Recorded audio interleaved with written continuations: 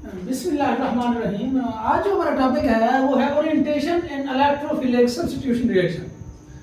बहुत ही आसान टॉपिक है, लेकिन समझने वाली इसके अंदर जो है ना काफ़ी ज़रूरत होगी। आपको समझने की कोशिश करनी है, कोई मुश्किल जो है ना टॉपिक नहीं है। ओरिएंटेशन नाम से ही ज़ाहिर है, ओरिएंटेशन का मतलब क्या होता है जी? ओरिएंटेशन कहते हैं किसी चीज़ की पोजीशन को। आसान अल्फाज में ओरिएंटेशन क्या कहते हैं? पोजीशन को। इलेक्ट्रोफिलिक सब्स्टिट्यूशन रिएक्शन हम सारे के सारे पढ़ चुके हैं। उसके अंदर हम जो आप टॉपिक पढ़ेंगे orientation and electrophilic substitution reaction. किस चीज की ओरिएंटेशन पढ़ेंगे कि आने वाला जो मॉलिक्यूल है, आने वाला जो सब्सटेंस है जो हम ऐड कराना चाहते हैं, जिसकी हम सब्स्टिट्यूशन करा रहे हैं, कि आप किस पोजीशन पर आपको पता है ये भी कार्बन है, ये भी कार्बन है, ये भी कार्बन है, ये भी कार्बन, ये भी कार्बन है, ये भी कार्बन है, कि आया आने वाला जो इलेक्ट्रोफाइल है या आने वाला कोई भी सब्सटेंस, कोई भी मॉलिक्यूल किस पोजीशन के ऊपर अटैच होता है, किस पोजीशन के ऊपर सब्स्टिट्यूट होता है, ये आज का टॉपिक है। बहुत ही आसान अल्फाज में देखें, दो टाइप्स होती है इसकी। सबसे पहली बात वो ये है, एक होती है मोनो सब्स्टिट्यूटेड बेंजीन। मोनो का क्या मतलब होता है? मोनो का मतलब होता है एक सब्स्टिट्यूएंट अटैच हो जिसके साथ बेंजीन। बेंजीन को कहते हैं जब बेंजीन के साथ एक सब्स्टिट्यूएंट अटैच हो जाए उसे हम क्या कहते हैं? मोनो सब्स्टिट्यूएंट बेंजीन कहते हैं। अच्छा जी, वो कहता है we kept only one mono substituted benzene because all 6 positions are equivalent. देखें, मेरी बात को समझने की कोशिश करें। वो कहता है अगर हम एक सब्स्टिट्यूएंट अटैच कराना चाहते हैं बेंजीन रिंग के अंदर, तो वो बेंजीन रिंग के अंदर बेशक जिस मर्जी पोजीशन पर वो सब्स्टिट्यूएंट अटैच करेंगे, तो उसका जो रिजल्ट होगा, जो उसका जो बनने वाला नया मॉलिक्यूल होगा, नया कंपाउंड होगा, उसका इस चीज पर कोई असर नहीं पड़ेगा। वो बेशक आप इसी एग्जांपल को ले लेते हैं। अगर x पोजीशन मैंने यहां पे लिखा है, x को ऐड किया है, x प्लस को देखें आप, x प्लस क्या है? तो एक सब्स्टिट्यूएंट है, मैंने यहां पे इसको ऐड किया है। अब देखिए, अगर मैं इसी x को क्या करता हूं, मैं यहां पे लिख देता हूं, अगर मैं इसी x को अगर मैं इसी x को इस पोजीशन पे अटैच करता हूं, अगर मैं इसी x को अगर इसी x को मैं इस पोजीशन पर ऐड करता हूं, बेशक जिस मर्जी पोजीशन पर ऐड करें, अगर एक सब्स्टिट्यूएंट आपने अटैच करना है, तो आपका जो बनने वाला मॉलिक्यूल है या बनने वाला कंपाउंड है, उसके नाम पे जो है ना असर पड़ेगा। मिसाल के तौर पर मैं कहता हूं जी यहाँ पे क्लोरीन लग जाएगी, यहाँ पे क्लोरीन लग जाएगी, यहाँ पे भी क्लोरीन लग जाएगी, फर्ज करें। अब देखें, मैं इसको घुमाता हूँ, ये पोजीशन यहाँ पे पहुंच जाती है, इसको घुमाए ये पोजीशन यहाँ पे क्लोरीन पहुंच जाता है। बेशक जिस साइड से मर्जी इसको नंबरिंग देना चाहेंगे, उसका जो नाम होगा, ये भी क्लोरोबेंजीन कहलाती है, ये भी क्लोरोबेंजीन कहलाती है, ये भी क्लोरोबेंजीन कहलाती है। मैं इसको दोबारा रिकॉल करता हूं। देखें, वो कहता है अगर हम एक सब्स्टिट्यूएंट अटैच करा रहे हैं बेंजीन रिंग के अंदर, तो बेशक जिस मर्जी पोजीशन पर उसको अटैच कराएं, चाहे वो ऑर्थो पोजीशन पर अटैच कराएं, मेटा पोजीशन पर अटैच कराएं, जो है ना पैरा पोजीशन पर अटैच हो, इस चीज से उस कंपाउंड के ना ही नेम में असर पड़ता है, ना ही उसकी जो है ना स्ट्रक्चर के ऊपर कोई असर पड़ता है। दूसरी बात यह है, अगर दो सब्स्टिट्यूएंट डाई सब्स्टिट्यूटेड बेंजीन की बात करते हैं, अगर दो सब्स्टिट्यूएंट एक बेंजीन रिंग के साथ अटैच हो जाएं, तो फिर क्या होता है? फिर 3 पॉसिबिलिटीज हैं जो आने वाला। सबसे पहली बात तो यह है, वही x है हमने लिया है, यहाँ आप देख सकते हैं एक x है, वही x का x है, यहाँ पे लिया हुआ है। अब दूसरा सब्स्टिट्यूएंट मैं अटैच कराना चाहता हूँ। अब 3 पॉसिबिलिटीज हैं, ये आने वाला सब्स्टिट्यूएंट, दूसरा सब्स्टिट्यूएंट या तो इस ऑर्थो पोजीशन पर अटैच होता है, या फिर मेटा पोजीशन पर अटैच हो सकता है, या फिर पैरा पोजीशन पर अटैच हो सकता है। ये इसके लिए 3 पॉसिबिलिटीज हैं। ये ऑर्थो पोजीशन पर भी जा सकता है, मेटा पोजीशन पर भी जा सकता है, पैरा पोजीशन पर भी जा सकता है। इसकी पॉसिबिलिटीज भी यही थी, ये ऑर्थो में भी जा सकता, मेटा में भी जा सकता था, पैरा में भी जा सकता था। लेकिन वहां पे फर्क सिर्फ यही था, अगर एक सब्स्टिट्यूएंट अटैच था तो उसके ना ही नेम में असर पड़ता था, ना ही कंपाउंड का जो स्ट्रक्चर था उसकी, हमने उसे भी क्लोरोबेंजीन कहा, इसे भी क्लोरोबेंजीन कहा, इसे भी क्लोरोबेंजीन कहा। हालांकि क्लोरीन यहाँ पे ऑर्थो पोजीशन पे है, यहाँ पे मेटा पोजीशन पे है, बेशक और ले लें उसके ऊपर पैरा पोजीशन पे हो, जिस मर्जी पोजीशन पे हो आप उसे क्लोरोबेंजीन ही कहेंगे। अब यहाँ पे कुछ बात डिफरेंट होती है। अब देखें, एक सब्स्टिट्यूएंट पहले से अटैच है, अब दूसरा सब्स्टिट्यूएंट भी यहाँ पे है ये R2 पोजीशन पे है। मिसाल के तौर पर मैं कहता हूँ यहाँ पे क्लोरीन है, यहाँ पे NO2 ग्रुप लगा दें या कोई भी जो है ना कोई भी ग्रुप लगा सकते हैं। अब ये R2 नाइट्रो जो है ना क्लोरीन सॉरी ये अगर मैं साइड पे C3 ग्रुप लगा देते हैं। अब देखें, अब इसका नाम क्या है? ऑर्थो नाइट्रोटॉल्मीन है। इसका नाम क्या है जी? मेटा नाइट्रोटॉल्मीन है। अगर मैं यहाँ पे NO2 लगा दूं, यहाँ पे क्या लगा दूं? CH3 ग्रुप लगा दूं, यहाँ पे भी CH3 ग्रुप है, ये भी क्या है? NO2 है। अब इसका नाम क्या है? ऑर्थो नाइट्रोटॉल्मीन। इसका नाम क्या है जी? मेटा नाइट्रोटॉल्मीन। इसका नाम क्या है जी? पैरा नाइट्रोटॉल्मीन। अब देखें, यहाँ पे हमने सबको क्या कहा? क्लोरोबेंजीन कहा जब एक सब्स्टिट्यूएंट एडाइड था।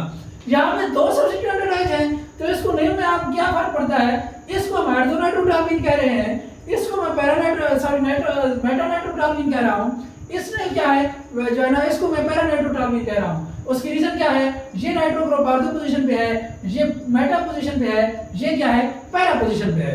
यही बात उसने की है। उसके बाद वेरी इंटरेस्टिंग बात करता है, वो कहता है ये जो प्रोडक्ट्स जो डिपेंड करता है एक्सपेक्टेड होते हैं 40% ऑर्थो पोजीशन पे है जाके अटैच होता है जो सब्स्टिट्यूएंट नया आने वाला है, 40% मेटा पे, 20% पैरा पे। अब देखें, तीन पोजीशन होती हैं, एक को 20% दें, ये भी 20%, ये भी 20%, ये भी 20%, ये भी 20%, ये भी 20%। अब देखें, दो ये पोजीशन भी ऑर्थो कहलाती है, ये पोजीशन भी ऑर्थो कहलाती है, आपको पता है। अब 20 + 20 कितना होगा? 40%। 40% चांस है कि आने वाला सब्स्टिट्यूएंट किस पोजीशन पे जाएगा? ऑर्थो पोजीशन पे जाएगा। ये पोजीशन मेटा है, ये भी मेटा है। ये 20 + 20 कितने हो जाते हैं? 40%। अब 40% चांस है कि आने वाला सब्स्टिट्यूएंट कहाँ पे अटैच होगा? वो मेटा पोजीशन पे जाएगा। सिर्फ और सिर्फ 20% चांस है कि आने वाला सब्स्टिट्यूएंट किसके पास जाएगा? पैरा पोजीशन पे जाएगा। अच्छा, इसके लिए अब दो ही ग्रुप होते हैं। एक का नाम होता है ortho and para directed group. Ortho and para directed group नाम से ही जाहिर है ये पॉसिबिलिटी किस चीज के ऊपर डिपेंड करती है कि आने वाला जो सब्स्टिट्यूएंट है वो ऑर्थो पोजीशन पे जाता है या मेटा पे जाता है या पैरा पे जाता है। ये किन चीजों के ऊपर डिपेंड करती है? दो चीजों के ऊपर डिपेंड करती है कि वो जो आने वाला सब्स्टिट्यूएंट है वो क्या ortho para directed group, sorry ये जो पहले से सब्स्टिट्यूएंट अटैच है क्या ये ऑर्थो पैरा डायरेक्टेड ग्रुप है या फिर क्या होगा? या फिर मेटा डायरेक्टेड ग्रुप होगा। अब नाम से है ortho para directed group. Ortho para directed group वो कहता है these groups release electron to the benzene ring and increase the availability of electrons at the ortho para position। देखें, वो कहता है ये जो पहले से सब्स्टिट्यूएंट जो पहला अटैच है वो क्या है? वो अगर इलेक्ट्रॉन डोनेटिंग ग्रुप है, अगर वो बेंजीन रिंग को इलेक्ट्रॉन डोनेट कर रहा है तो जो इलेक्ट्रॉन की डेंसिटी है वो किस पोजीशन पर मैक्सिमम हो जाती है? मैं इसको थोड़ा देखें, उसके कहने का मतलब यह है, वो कहता है ये जो सब्स्टिट्यूएंट अटैच है, ये जो एक्स अटैच है, अगर ये इलेक्ट्रॉन डोनेटिंग ग्रुप है, मैं फिर रिपीट करता हूं, अगर ये इलेक्ट्रॉन डोनेटिंग ग्रुप है, इलेक्ट्रॉन डोनेटिंग ग्रुप का क्या मतलब है? ये इलेक्ट्रॉन डोनेट करता है किसको? बेंजीन रिंग को। तो फिर क्या होता है? वो कहता है ये जो ऑर्थो और पैरा पोजीशन है इसके ऊपर क्या हो जाती है? जो इलेक्ट्रॉन की डेंसिटी है वो मैक्सिमम हो जाती है। यहाँ पे क्या होती है? यहाँ पे लेस चार्ज होता है, चार्ज नेगेटिव होता है बट वो लेस होता है। लेकिन यहाँ पे क्या है? ये ऑर्थो पोजीशन है, आपको पता है, ये पैरा पोजीशन है। अगर वो कहता है इलेक्ट्रॉन डोनेटिंग ग्रुप पहले से अटैच है तो वो क्या करता है? इन ऑर्थो और पैरा पोजीशन पर जो इलेक्ट्रॉन डेंसिटी है उसको मैक्सिमाइज कर देता है, मैक्सिमम कर देता है। अब हमने क्या कहा था? जो इलेक्ट्रोफाइल होता है वो इलेक्ट्रॉन लविंग होता है।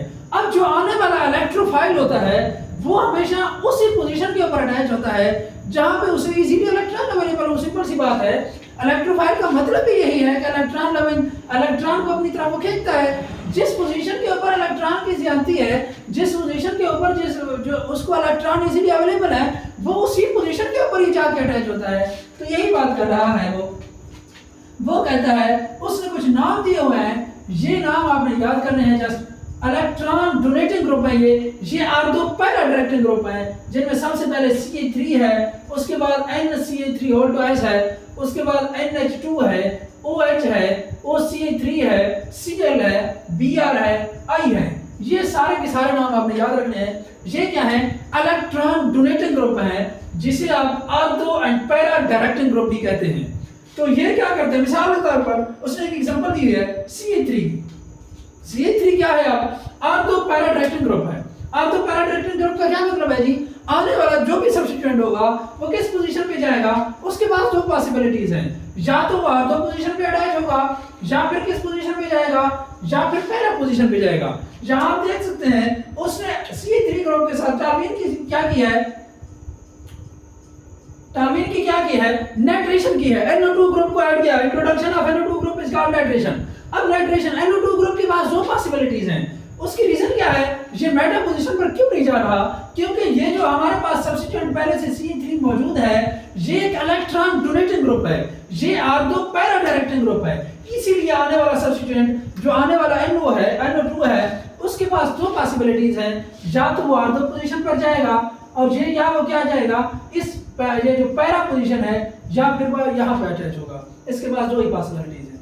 उसके बाद क्या होती है? और एग्जांपल लेती है, वो कहता है अगर 30 to 40 डिग्री सेंटीग्रेड जो है इसको हीट किया जाए तब क्या होता है? इस तरह जो प्रोडक्ट बनती है। अगर इसी टेंपरेचर को हम इंक्रीज कर दें 60 to 70 डिग्री सेंटीग्रेड कर दें तो हमारा जो प्रोडक्ट बनती है वो कुछ इस टाइप की होती है। ऑर्थो में भी अटैच हो जाता है और उसके साथ साथ पैरा पोजीशन पे भी अटैच हो जाता है, या फिर दोनों के दोनों NO2 ग्रुप क्या होते हैं? ऑर्थो पोजीशन पे ही जाके अटैच हो जाते हैं। उसके बाद क्या है? वो कहता है अगर टेंपरेचर को मजीद इंक्रीज कर दिया जाए, 100 डिग्री सेंटीग्रेड कर दिया जाए, तो फिर क्या होता है? फिर तीन NO2 ग्रुप आके अटैच हो जाते हैं, दो ऑर्थो पोजीशन पे जाके अटैच हो जाते हैं और एक किस पोजीशन पे चला जाता है? पैरा पोजीशन पे चला जाता है। ये उस टेंपरेचर की इंक्रीज करने से NO2 ग्रुप जो है ना वो उसका इजाफा हो रहा है, बाकी कोई चीज नहीं। अब उसके बाद है मेटा डायरेक्टिंग ग्रुप। नाम से ही जाहिर है तीन पोजीशन थी, एक ऑर्थो पोजीशन होती है, दूसरी मेटा पोजीशन होती है, तीसरी पैरा पोजीशन होती है। ऑर्थो और पैरा डायरेक्टिंग ग्रुप के बारे में आपने पढ़ लिया। अब होती है ये कुछ ये क्या है? ये इलेक्ट्रॉन विथड्रॉइंग ग्रुप। ये इलेक्ट्रॉन डोनेटिंग ग्रुप थे, इलेक्ट्रॉन बेंजीन रिंग को डोनेट करते थे। आपको पता है अल्काइल ग्रुप क्या होता है? इलेक्ट्रॉन डोनेटिंग ग्रुप है, आपको पता है।